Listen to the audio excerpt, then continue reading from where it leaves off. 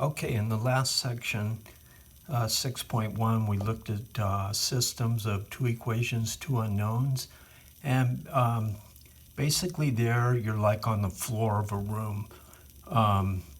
You're looking at two dimensions, x and y, so it's lines in a flat plane, or think of it as on the floor of a room, let's say. With three equations, three unknowns, now you have three dimensions. And this is often how you set up the graph form, although it's not very practical to graph these kinds of things. But we'll do one quick example just to see it. But now you're off the floor and you're into the whole space of the room. So you have length, width, and height. So the graph, for example, here's a linear equation with three variables. The graph isn't going to be a line anymore. You think of one variable, x equals 2. That's a dot on a number line. 2x plus 3y equals 7, let's say. That's a line on a flat plane. Now we're going to move to three variables. That's going to become an entire plane, like a playing card. The graph of this would actually look like a flat surface that goes on forever in length and width, but it's super thin. So the way you would graph something like this is really you can put in various numbers and go out on the x and y axis to where they cross, and then go up or down on z, and that's your point. The easiest way with these is to just look at intercept points real quick. Remember, that's when everything's zero except for the one you're interested in. So for example, if I did this, x-intercept, y-intercept, z-intercept, we're going to have an intercept on each axis here. So if y and z are 0, then 24 divided by 2 is 12, so x is 12. If x is 0 and z is 0, then minus 3y equals 24. Divide both sides by minus 3, y equals minus 8. And so on for z. Divide both sides by 4, z equals 6. If I graph those points, here I go out 12 on the x-axis, and for y I'm at 0, and for z I'm at 0. Go out minus 8 on the y-axis, go up 6 on the z-axis. These are points. If I connect these points, you can start to get an idea of what's going on here. If you shade this in, that's just a portion of what we've got here. But if you took a huge playing card, let's say, and laid it on top of that surface and that angle, it's going to go on and in length and width forever, but that's going to be the plane. So in other words, there'll be infinite points here as this moves on out this way, and it goes down this way, and it even goes up. But any point off of this flat surface, like say a point here, that's not part of the solution. So a little bit hard to visualize, and we're not really going to get into graphing, but this is how you can do it. And we're not limited to 3 dimensions. Systems can become huge, 4, 5, 20 dimensions. It doesn't matter. At that point, though, you need to use special techniques to just solve them. You're not going to graph them and look at solutions. In fact, we're not going to graph systems of 3 equations and 3 unknowns because it would be almost impossible to find solutions that way. However, let me pull up a system here. We can verify solutions, and we'll do that in just a minute. But here's how the system looks. It's just 3 equations, 3 unknowns. Generally, when you're going to solve a system, you need, if I have 3 variables, I need 3 equations. If I have 1 or 2 equations, you can't solve it. Okay, so if I had a 4 equation, 4 unknowns, that would be solvable, but 4 unknowns, 3 equations, not solvable. So they need to match. So before we do this, and we'll verify a solution here in a minute, if this would have just been 2 equations, 2 unknowns, we're just looking at lines. Do the lines cross? There's a solution. Do they never cross? No solution. Is it the same line? That's many solutions. It's going to be the same idea here. If you think about a playing card, if I took 3 playing cards and put them next to each other, they would never touch. So we could technically have no solution. I could stack them on top of each other. That's going to be infinite solutions. Or 2 of them could cross, but the other one could be out of the picture. That would be no solution again. So I got this out of the book. You can find it in there. But basically, this is a kind of a visual. Here, if I had 2 cards that crossed right here, like an X, they could be solutions on that line where they cross, but the only way the solution would be valid if it satisfied all 3 equations. So if you had a plane coming right across the middle, this plane right here and this plane, they only share that 1 point. So this is an example of an independent system, and really we're not going to be too concerned about the words here. We're really looking at, do we have a consistent or inconsistent system? That's all we're going to worry about. This is consistent because there's a solution, 1 solution. Look at this one. This one, I have all 3 of them crossing. So obviously, say a point here, that's not a solution to the system. But if I look at a point on this line right here, all 3 of these planes share that line. So here we have infinite solutions. So it's a consistent system with infinite solutions, but only on a line. Let's go back to this one real quick. If I pick a dot there, that point satisfies this one and this one, but it doesn't satisfy this one down here. So that's not a solution. So you can kind of see how these work. Here's a case where all 3 cards are stacked on top of each other. Again, there's some fancy words here. We're not concerned about those. It has a lot of solutions. In fact, any dot on any card is a solution here. So there's, again, infinite solutions. This is a consistent system. Again, infinite doesn't mean everything. If I have a point right here, that's not on any of these planes, no matter how far up and out they go. So that's not a solution. But I do have infinite solutions on the planes.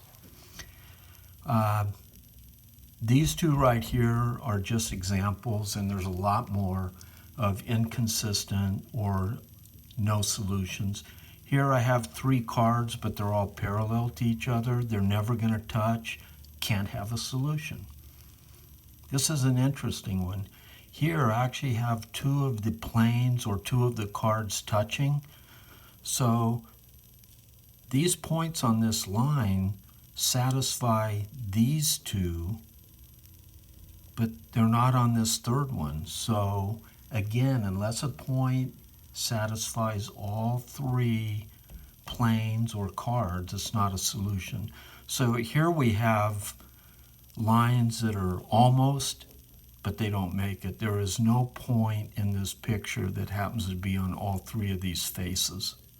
So here's a couple examples of inconsistent. Okay, we're going to verify a solution first. I think we can see where we're going here. If the point satisfies all three, it's a solution. So let's look at that first. Here's our system. We'd like to find out if this point is a solution to this system. Okay, again, all that means is, does it work in all of these? Well, the only way to find out is plug it in. And again, this is an ordered pair, so we're going to be looking at x, y, z. So x is 5, we'll do the first one. Minus, y is minus 4. Again, sub those negatives in parentheses. Minus 2 times z, and z is 11. And all that should equal minus 13. So I have 5, negative and negative, that's plus. Minus 2 times 11. And that would be minus 22 plus 9, that's minus 13. So it works in the first one. So if you had a picture of this plane, that point is actually on that surface somewhere. Let's try the next one. 2 times x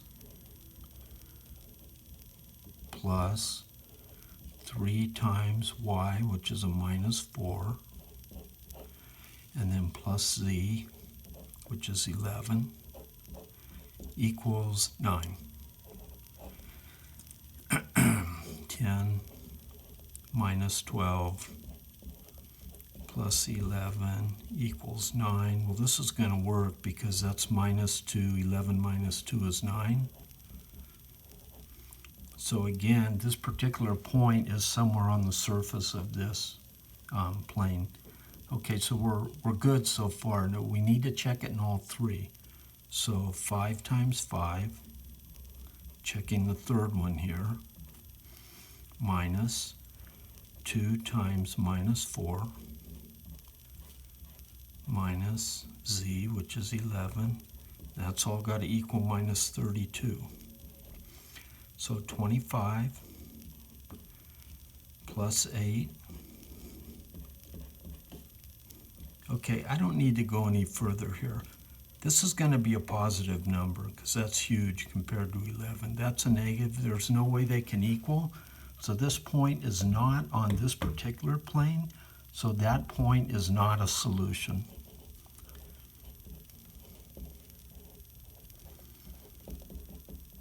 Or to answer this question, just no. So we've kind of done this before with systems where it's got to satisfy both. Now we just have to satisfy all three, that's all. Okay, so that's nice, but what we really want to do is find the solution to this. Okay, so how do we do that? I'll do one right now because these are very long, and then in the next part we'll do some more to see what kind of things can happen here. Okay, so basically the idea is this. You'll have three equations. It doesn't matter which you use to do what, but you're just going to use elimination over and over again, and here's your goal. Your goal will be to eliminate the x's in 2 of them. So let me just say, I'm not going to use those yet. You'll have an x, a y, a z column, and a number. Then you'll want to use an equation to get rid of the x's below. So you'll have a y and a z and a different number.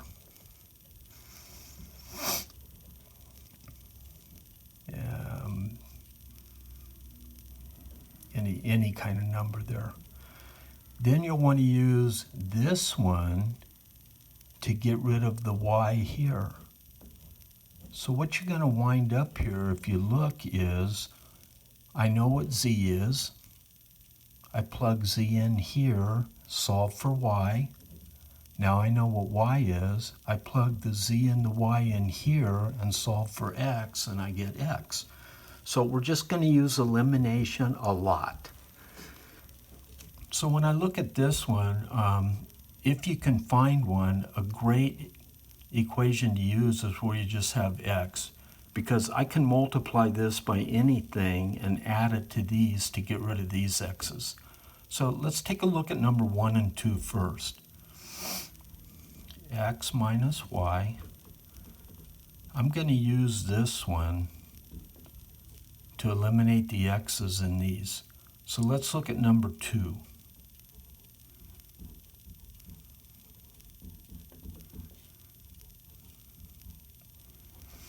Okay, so if I want to get rid of this 2x, when I add these, I want to multiply this by minus 2.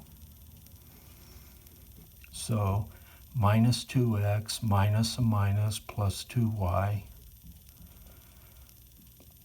minus a negative 2, negative 2 times a negative 2, that's a plus 4z. And then finally, don't forget you multiply all the way through, just like we did with 2 equations, 2 unknowns. So this will be a plus 26 when it's multiplied by a minus 2. Now, one thing to keep in mind, I'm using this equation to get rid of this. I'm not going to change it here because I could always change it back by dividing by a minus 2. So I don't need to rewrite this. I'm just using it. So I multiply through by minus 2. It doesn't change the equation since everything got multiplied by the same number. Now I'm going to add equation number 2.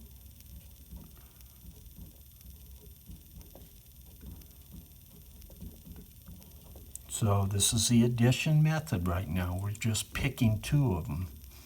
So that cancels. That's what I want. I want to get rid of those x's. 2 plus 3, that's 5y.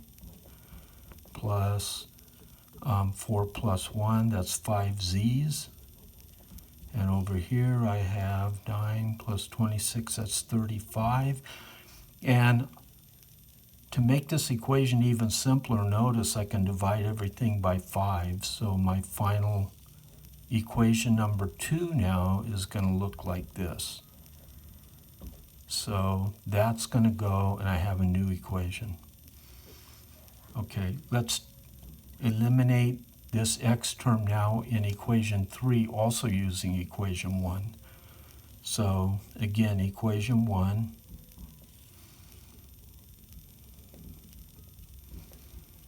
Now we have equation 3.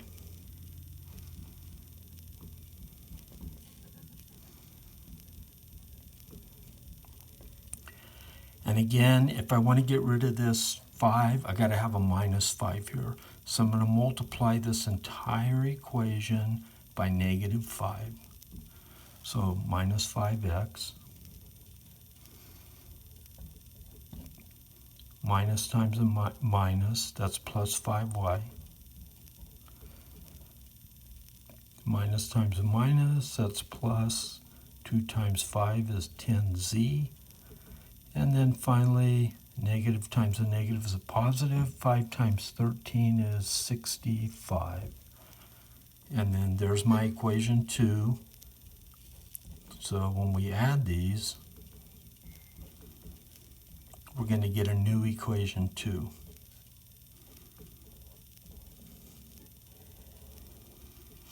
So again, we got rid of our x's. That's what we're trying to do with this one. Get rid of those x's there. 5 minus 2, 10 minus 1, and 65 minus 32, that's 33.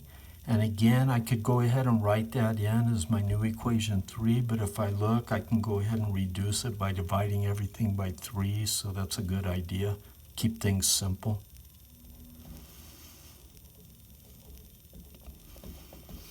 Okay, so we've used elimination twice now. So let's write our system It's still the same system. We've just used elimination to change some of the equations here. So there's our original equation number 1.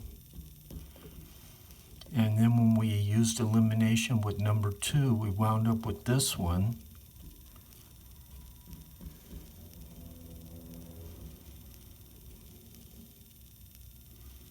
It's 7. Got a mistake here. I divided through by 5. Okay, that's better. Okay, and then finally, my new equation number 3 using elimination looks like this. Okay, the next step is to get rid of the y's in one of the equations. So again, we have that x, y, z, and just z, and we can work our way back up. I'm looking at this, and I'll go ahead and take this one, and we're going to change this one by using this one in the elimination process by putting a minus y here. So if I multiply everything by a minus 1 here, minus y minus z equals minus 7. Again, I can leave this equation as is. I'm just changing it here so I can use it to eliminate a variable down here. Now if I add these up, the y's are gone. That's what I want. 3 minus 1 is 2. 11 minus 7 is 4. And again, if I simplify this, z equals 2. All right, so let's see what we've got now. It wound up looking like this.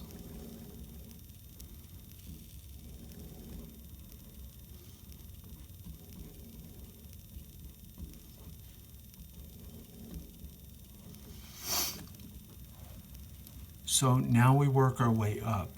I know z equals 2. Let me get my solution here, x, y, z. Z equals 2. Put 2 in here and solve for y. Whoops, y plus 2 equals 7. Y equals 5. Now that I know what y and z are, put them in here and solve for x. X minus y minus 2 times z equals minus 13. So x minus 2 times 2 is 4, minus 5 minus 4, that's minus 9. Add 9 to both sides, x equals minus 4, and that's the solution. So again, it's really very similar to solving 2 equations, 2 unknowns, using elimination, just more work. And again, remember your goal is x, y, z, z, and once you get that, then you can start solving backwards. Now, what happens in the case of infinite solutions or no solutions? We'll see that next time when I work some more of these. But here we had a consistent system with one unique solution.